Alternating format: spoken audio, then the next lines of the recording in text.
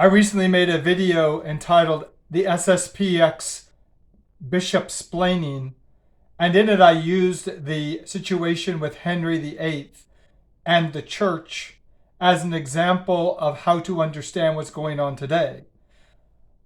I want to make it very clear that in that parable, our Lord Jesus Christ is the King.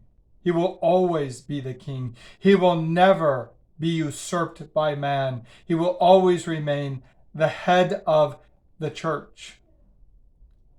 But I showed how the modern popes, from the time of the Second Vatican Council, have tried to take over the church, just as Henry declared himself to be head of the church in England. So these men are trying to convince you and I that they are the legitimate heads of the church.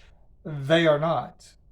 And that is because, in the analogy, the queen that sits next to the king is the Catholic Church, and by extension the Blessed Virgin, but the Catholic Church.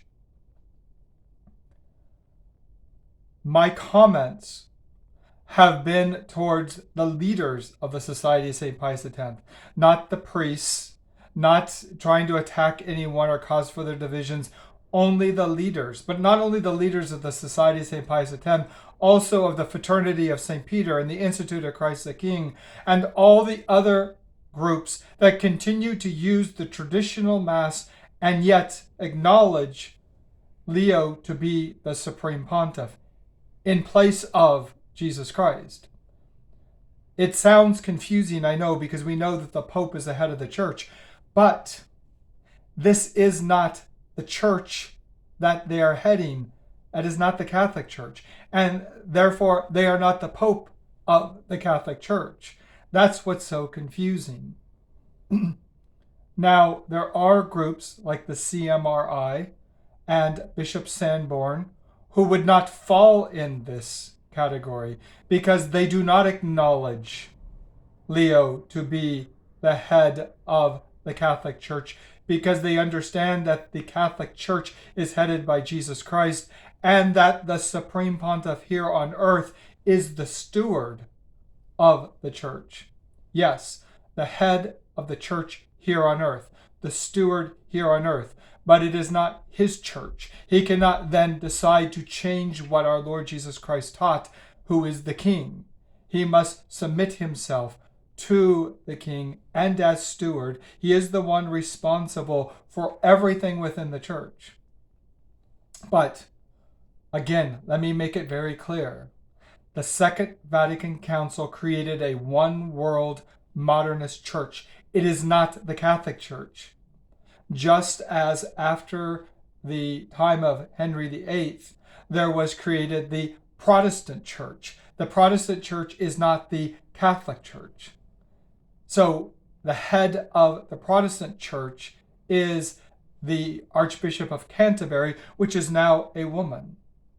In the same way, the men at the Second Vatican Council created a separate church, and they also have a man who heads that church, and they have within that church those who are cardinals and bishops and priests in that church. But that church is not the Catholic Church.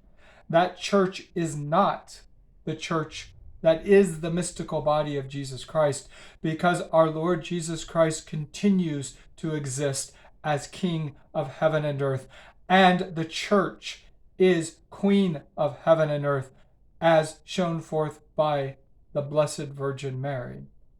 So I hope I clarified this for you. Go back and watch the video with that in mind. The King is our Lord Jesus Christ. The one who usurped the throne is the present-day Pope. He is like Henry. And the church is the queen, but they have taken to themselves a whore bride and presented it as the church. The Society of St. Pius X the Institute of Christ the King, the Fraternity of St. Peter, and all the other groups that acknowledge him are the ones that have gone and signed the paper acknowledging that you, the usurper, are really the head of the church, and that the church that you have brought together with yourself, the modern one world church, is the true church. And I'm telling you, it is not. That is why we must be with the church. And even though right now there is no steward here on earth, Jesus Christ continues to be the King of the church. And the church is locked away, as I said. We can find the church. We have to search for it. We have to go maybe to the ends of the earth. And people have asked me, where can I go to Mass? Well, I've told you before, I can only tell you that you can come here and you will have legitimate authority. You will have Catholic teaching. You will have the rituals and the sacraments. It's not the only place in the world you can go, but I can't endorse some of the other groups because they continue to hold some errors. But remember what the church has always taught. In the case of imminent death, or what I called emergency, but imminent death, you can receive the sacraments from any validly ordained priest. The validly ordained comes from following the ritual, the pre-55 rituals. So, if that answers your question, 2 of them I've had, where can I go, and then brought up about canon law, and that is true. As I said, I use the word emergency instead of imminent death. But nonetheless, this is so crucial, and this is such a crucial time for you as Catholics to understand this.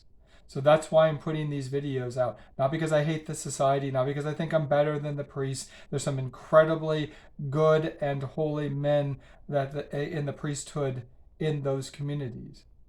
But they're also being led by men who are leading them away from the church and trying to unite them to this false usurper of the chair of St. Peter and the false church that he has wedded himself to.